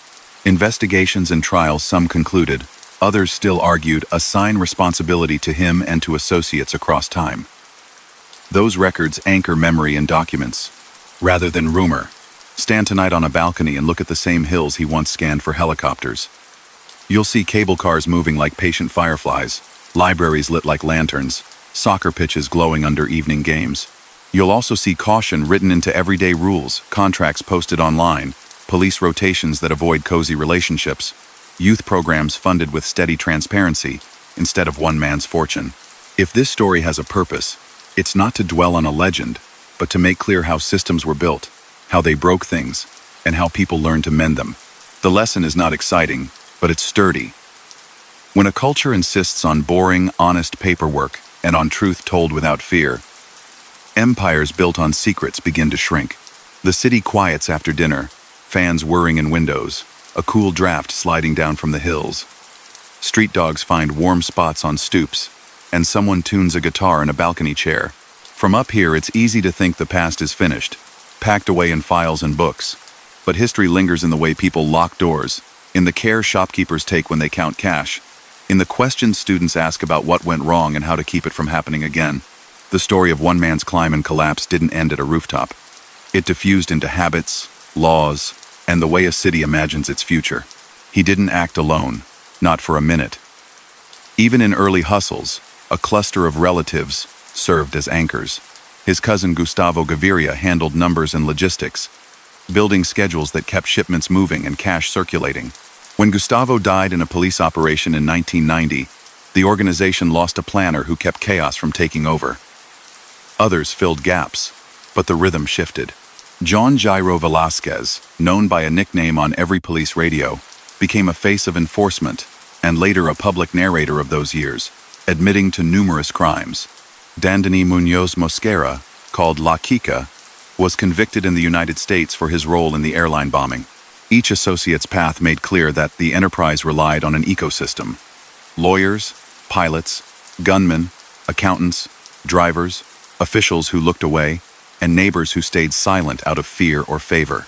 One figure, Diego Murillo Bejarano, known as Don Berna, bridged eras. He had links to Los Peeps and later controlled parts of the Oficina de Envigado, guiding protection and extortion rackets that inherited territory after the collapse. He would become a central leader in a paramilitary bloc during the 2000s, then end up extradited to the United States in 2008. His trajectory shows how influence migrated, changing flags but keeping business practices alive, collecting taxes, arbitrating disputes, and treating neighborhoods as revenue zones. The form changed. The function persisted. Rivals in Cali played a different game. Gilberto and Miguel Rodriguez Orihuela concentrated on accounting, quiet bribes, and steady expansion. José Santa Cruz Londoño, Chapin Helmer Herrera, Pacho, rounded out leadership. They grew while Medellín fought the state, promising partners fewer headlines and smoother deliveries. For a short time that pitch worked. Then the government turned its tools against them too, capturing leaders and seizing assets. The lesson repeated. Illegal markets can rebrand, but they don't become harmless simply by speaking softly. After his death, the vacuum in Medellín didn't produce peace right away. Small crews battled for corners, and paramilitary factions pushed into urban districts, claiming to protect residents from guerrilla influence while building their own economies. Comuna 13 became a focal point. In 2002, Operation Orion sent soldiers and police into the neighborhood to dislodge armed groups. The operation reduced open carry in the short term, but left a tangle of allegations about abuses and about backdoor coordination with illegal actors. Families there still talk about those days in careful tones, and memorials try to honor all who suffered. This is part of the afterstory. When a criminal giant falls, enforcement and crime often mesh in messy ways before institutions recover their balance. City leaders turned to a strategy that rejected only crackdowns. They invested in social urbanism, a phrase that sounds abstract until you ride a metro cable gondola from a hillside settlement to a university campus in minutes. Library parks opened with free internet and bright reading rooms. Escalators appeared on a steep slope, turning a climb that once demanded stamina into a daily commute for seniors and students. The metro expanded, connecting time and opportunity. These projects didn't erase crime, but they changed choices for thousands. The most powerful answer to one man's myth wasn't a bigger myth. It was bus passes, textbooks, and predictable schedules. Meanwhile, courts reconstructed responsibility across events that had shaped national life. The killing of Justice Minister Rodrigo Lara Bonilla in 1984 remained a touchstone. Trials named participants, cataloged planning, and described payoffs. Guillermo Cano's murder in 1986 kept journalists on edge for years. Cases tied executors to cartel command structures. The 1,989 assassination of Luis Carlos Galan moved through decades of appeals before convictions stuck, including against a politician, Alberto Santofimio, for instigation. Investigations into the airline explosion and the DAS bombing assigned roles to operatives and financiers, each ruling chipped away at fog. Even when memories differ on some details, the judicial record sets a baseline that keeps denial from rewriting history. The legal toolkit itself changed. Asset forfeiture matured into a sophisticated process, allowing the state to take properties tied to illicit funds even when criminal trials stalled. Extradition returned for crimes committed after reforms, and planes began carrying defendants to face foreign judges less reachable by local pressure. Witness protection improved. Case management shifted to digital platforms, frustrating the old trick of lost files. Internal affairs units gained sharper teeth to examine corruption. None of these fixes are perfect, but together they make it harder for any single figure to reproduce the unchecked power that once seemed permanent. His family learned that fame doesn't retire peacefully. His widow, Maria Victoria, navigated years of suspicion, legal questions, and the ordinary challenge of raising children with a last name that never stops echoing. His son, now known as Sebastián Marroquín, wrote books, recorded a documentary in which he met victims' families, and engaged in public talks where he rejected the life that had once paid for his childhood bicycles. His mother, Hermilda, defended her son's memory in interviews, insisting on a more sympathetic portrait. Different voices, different needs. Even within households linked to him, the narrative isn't one note. Artifacts carried their own awkward energy. Hacienda Nápoles shifted from private playground to a public attraction. For some, it became a harmless weekend outing. For others, it felt like a painful reminder wrapped in entertainment. The hippos, thriving in rivers far from Africa, became a debate among biologists and taxpayers. Should they be relocated, sterilized, or left alone? It's a strange postscript, but it illustrates how choices made for extravagance can impose costs for decades, costs paid by residents who never attended a single party behind that famous gate. The press navigated its own evolution. In the 80s, running a front-page exposé could mean a late-night visit no editor wanted. After those losses, newsrooms expanded investigative teams and built safety protocols. El Espectador, which had suffered a bombing in 1989 and the murder of its editor, kept publishing. El Tiempo and regional papers hired legal counsel to work with reporters from the beginning of sensitive projects. Nonprofits helped train journalists to follow money, not just violence, reinforcing a simple idea: corruption leaves paperwork, and paperwork points to names. Honoring fallen colleagues meant continuing their craft with even greater care. Internationally, the story reshaped policing and finance. The United States hardened anti-money laundering rules, demanding that banks know their customers and monitor transactions. Colombia built specialized financial intelligence units to analyze patterns that looked innocent until viewed at scale. European agencies shared more data. Later cases unrelated to him fell apart when funds couldn't find quiet channels to slip through. That's a legacy few talk about in bedtime tones. A world where opening a bank account requires more questions, because one empire taught everyone how much damage invisible money can do. Cultural memory turned complicated. Films and series exported the story worldwide, dramatizing events that locals lived in real time. Families of victims campaigned against narratives that glamorized criminals, asking producers to center the cost rather than the swagger. City officials learned to handle narco tours carefully, steering visitors toward museums and memorials rather than selfies at crime scenes. Teachers led students through fact-based lessons, encouraging them to separate performance from history. In that dialogue lies a civic habit, insisting that entertainment not outrun truth. Not everything about those years can be pinned to one person. Colombia's conflicts involved insurgents, paramilitaries, corrupt officials, and businesses that tolerated shortcuts. Yet his career knit many strands together: money, violence, publicity, and showed how fragile institutions can become when public trust thins. He bought silence because silence was affordable. He sowed intimidation because fear rarely invoices you until late. He wrapped charity around a revenue engine that pushed kids into work that stole their futures. That structure is the point. It's what teachers and community leaders try to describe when they talk about systems rather than scenes. There are smaller footnotes that rarely make headlines but reveal texture. He enjoyed the power of a phone more than the power of a podium. He drafted rules for his crews that read like office memos: deadlines, penalties, protocols for answering calls, because predictability keeps a criminal business from wobbling. He cared about image, sponsoring photography books and courting celebrities, only to watch those efforts drown under a tide of reporting about killings and bombings that no publicist could airbrush away. He alternated between claiming to be a businessman and a political actor, depending on the audience. Both personas fell when facts caught up. Laws now ban naming streets or public buildings after figures tied to organized crime, a response to the awkward legacy of places once christened in his honor. Neighborhoods that received homes funded by his programs keep their memories but carry new signs. Residents there are not props in anyone's myth. They are families with their own stories, shaped by a time when official help was thin, and a man with deep pockets offered solutions that came with strings nobody could see at first. Dignity today means delivering services without those strings, building trust that survives changes in leadership and election cycles. On the economic side, farmers in coca-growing regions paid a price for national battles they didn't start.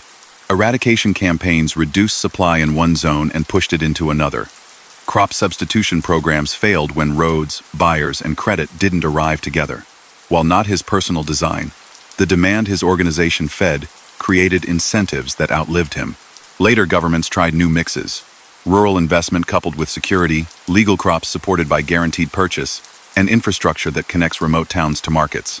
These are hard, expensive tasks that move slower than anyone likes. Yet they are the kind of work that keeps future Pablos from finding easy recruits.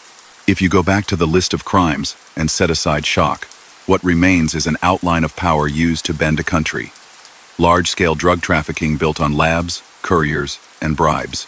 Money laundering through trade, banks, and construction. Corruption that reached police, legislators, and clerks. Kidnappings aimed at forcing policy. Terror attacks against public targets. Funding and direction of armed enforcement units responsible for threats and killings. Obstruction of justice with threats and cash. Tax evasion and fraud to hide fortunes in plain sight. These acts were not rumors. They were documented in indictments, rulings, and testimony from participants who later told courts how decisions had been made. So, where does the story turn from caution to hope? In the patience of citizens who decided to keep institutions instead of personalities at the center. In quiet municipal reforms that make dirty money harder to hide. In classrooms where teachers guide students through primary sources and ask them to weigh evidence. In police academies that train recruits to resist gifts as much as threats. In a metro car filled with teenagers heading to evening classes from neighborhoods their parents once avoided after dark. These are unglamorous victories, but they are the ones that last. The night gets cooler, windows flicker with television light, then dim. Someone wipes down a bakery counter and stacks tomorrow's trays. A bus breaks at a stop where two friends hug goodbye and promise to text when they get home. This is the measure of recovery. Ordinary gestures repeated until they become habit again. The man whose name dominates so many pages left a complicated inheritance. But he didn't get the last word. People who build honest routines, clerks, nurses, students, drivers do. Night drifts across the valley like a curtain, and windows glow one by one as families finish dishes and tuck children in. A breeze carries the smell of guava and wet soil. Somewhere, a motorbike idles, then fades into silence. If you listen, you can hear memory and the quiet stories traded for years, names spoken carefully, lessons gathered in small pieces. The legend shrinks when you hold it up to the light.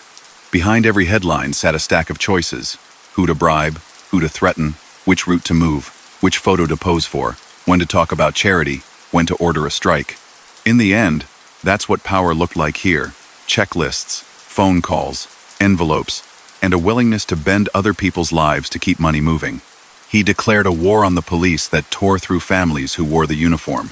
Bounties were offered on officers, especially in Medellín, turning commutes into danger and patrols into tense chess matches with invisible opponents. Young recruits learned to scan intersecting streets before stepping off a bus.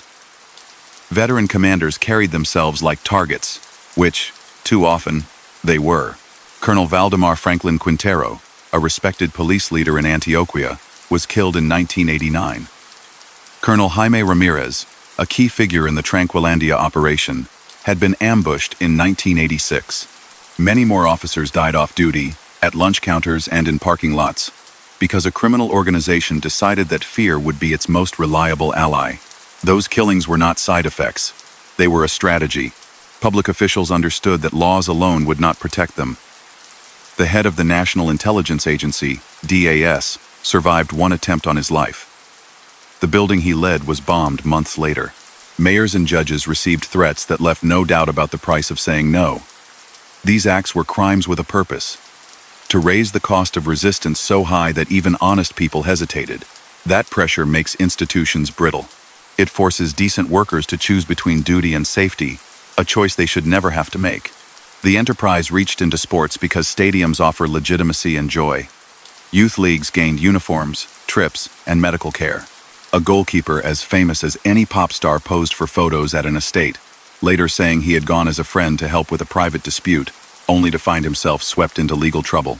Referees felt invisible hands hovering over decisions, a tension that erupted with the killing of Alvaro Ortega after a contentious domestic match in 1989, a crime tied by investigators to men serving cartel interests. Fans mourned a season cut short and realized that even a game they loved could be bent by money and threat. At its financial peak, the fortune placed him on lists of the world's richest men. Estimates vary, but the numbers were staggering. Cash overflowed safes and closets. His brother later described boxes ruined by damp walls, bundles chewed by rodents, notes burned for heat on a cold night while hiding. Whether every anecdote is exact or not, the underlying picture stands. So much currency moved through the system that storage itself became a logistical nightmare. To keep profits usable, accountants built a pipeline of fake invoices, import-export paperwork, construction budgets, and loans from shell firms.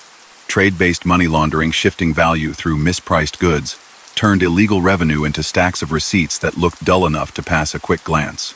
This wasn't clever in a romantic way. It was accounting designed to conceal crime. Politics remained a tempting shield.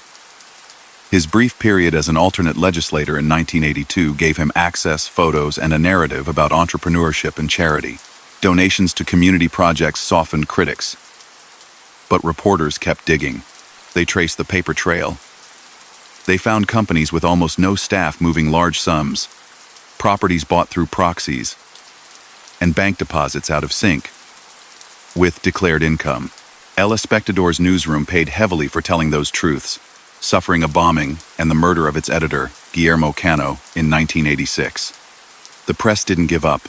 Staff wrote through grief, and the country learned from their persistence that freedom of the press is not an abstract idea. It is a shield you feel when lies lose, even if slowly. The record of crimes is wide and documented in rulings and testimonies.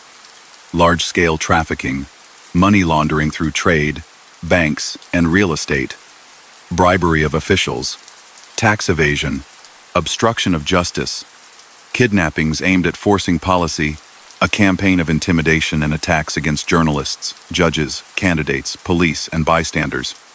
The funding and direction of private enforcement groups that carried out killings and extortion, and the escape from custody after building a privileged prison environment that mocked the idea of equal justice.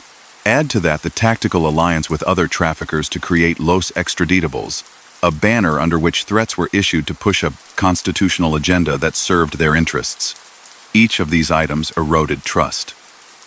Taken together, they pushed a country into a long, exhausting confrontation. There were contested episodes that still draw debate, like the 1985 Palace of Justice tragedy. Many believe traffickers helped fund the guerrilla action to destroy case files and pressure the state.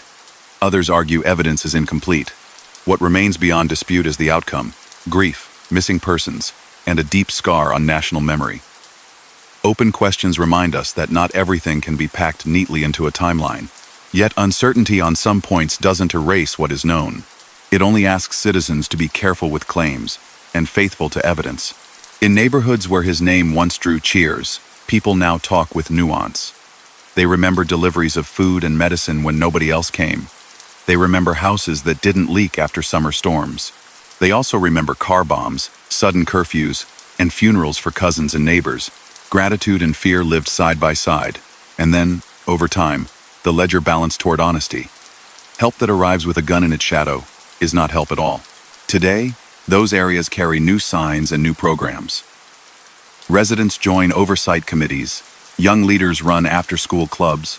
Employers recruit apprentices from the same blocks where lookouts once stood. Dignity arrives when services come without favors attached. After his death on the 2nd of December 1993, the underworld did not vanish.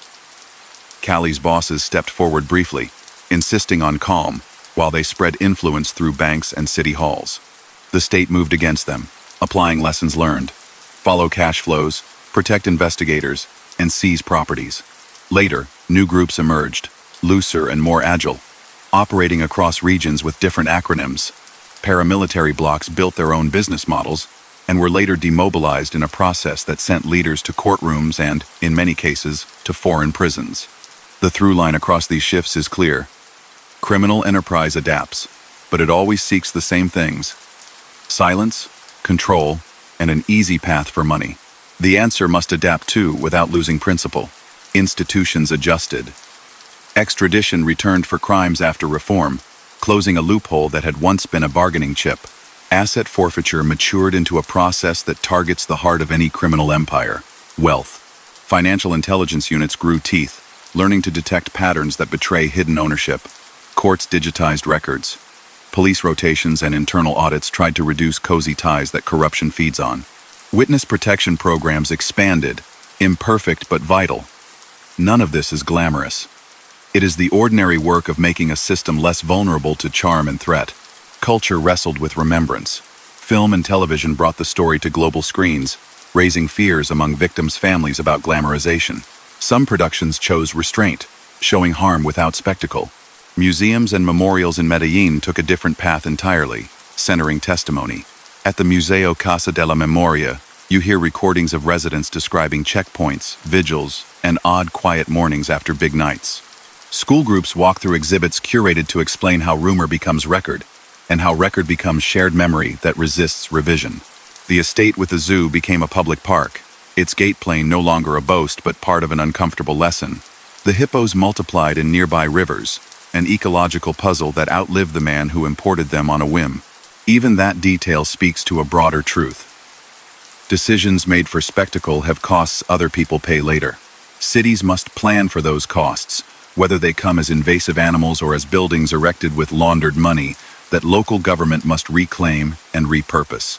His family tried to step out of the noise. His wife sought a quiet life abroad and faced court questions tied to old finances. His daughter kept her distance from cameras. His son changed his name to Sebastian Marroquin, wrote about his childhood, met families who suffered, apologized for harm he did not cause but felt bound to acknowledge, and warned young audiences against the lure of quick fortunes. Those encounters don't fix everything. They show, though, that people can pick different paths than the ones laid at their feet, even with a heavy last name. The city's recovery became a project of patience. Metro cars glided above neighborhoods that had been cut off for decades. Library parks filled with students doing homework under bright lights. Public escalators turned steep climbs into manageable trips for grandparents and mothers with strollers. Police trained in community engagement, learning to be present without provocation. Youth orchestras practiced scales where sirens once rang nightly. These images are not a tourist brochure. They are evidence of thousands of people refusing to be defined by fear or seduction. Looking back, you can trace how quickly a criminal business filled gaps left by weak services. He paved streets where the state had not. He paid hospital bills that public insurance failed to cover. He solved immediate problems with money that created bigger problems for everyone else. The antidote turned out to be mundane. Do the job right, in public, with receipts, so families never have to ask a criminal for help. Bit by bit, that approach changes habits. It builds loyalty to institutions instead of to patrons, which is the opposite of what he needed to thrive. There is a temptation to reduce his tale to a simple lesson: crime doesn't pay. The reality is more complicated. Crime paid for a while and hurt countless people before it collapsed. The stronger lesson is about time and persistence. Reporters kept filing, police kept learning, judges kept deciding, teachers kept teaching, neighbors kept speaking up, even when it felt like shouting into wind. That steady noise became a chorus that a single person, no matter how rich or feared, could not drown out forever. If you stand on a Medellín balcony tonight, you can see where that chorus carried the city. Cable cars blink like patient fireflies. A soccer pitch glows with an evening match that is only a match, not a stage for backroom threats. A bakery stacks loaves for dawn without a lookout at the door. A bus rolls by with students trading notes about calculus, not about which streets to avoid after sunset. This is the counter-story that outlasts one man's reign, the return of ordinary time. He wanted control, fame, and a place in history. He got notoriety and a cautionary chapter. The people he tried to rule got something better, though not for free. The knowledge that rules matter, that small, honest acts can outlast a storm, and that telling the truth calmly consistently builds a shield stronger than any guard with a radio. That is a quiet ending, maybe too quiet for the cinema. But it's the ending a city deserves, and the one that helps children fall asleep without asking which roads are safe tomorrow. Close your eyes. Let traffic soften to a hum. Tomorrow's markets will open. Buses will run. School bells will ring. The story you've heard tonight is heavy, but it's also proof that even the loudest myths fade when enough people choose steady work over shortcuts. Remember the names of those who stood firm: the editors, the officers, the judges, the nurses, the neighbors. Remember the families who endured. Hold the lesson that rises from all of it. Power that rests on fear cannot hold forever when a community decides, day after day, to live by rules instead of rumors. Then breathe, and let the valley rest. And that brings us to the end of tonight's story from the Silent Empires. Pablo Escobar here, thanking you for joining me as we explored a life that shaped history in unforgettable ways. If this story helped you drift into the night, don't forget to like the video, subscribe, and share your city and the time you're listening in the comments. Your support truly motivates us to continue bringing you more fascinating stories from the underworld. Until next time, may the silence of the empire watch over your rest, and may the echoes of the past carry you gently into sleep. Good night.